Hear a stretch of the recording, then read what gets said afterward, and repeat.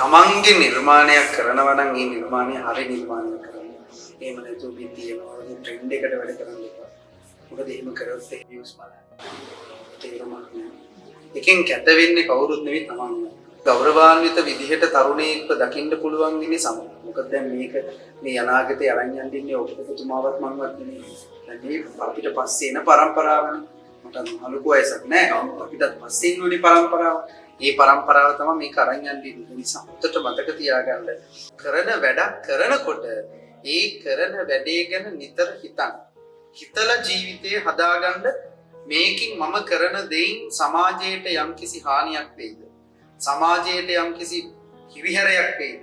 අම්මට තාත්තා වෙන කවුරුත් ගැන හිතන්න ඕනේ නැහැ. තමන්ගේ අම්මා තාත්තා ගැන හිතන්න. අම්මා තාත්තා ගැන හිතලා හරි කියලා හොඳයි කියලා මිනිස්සු පිළිගන්න දේ කරන්න.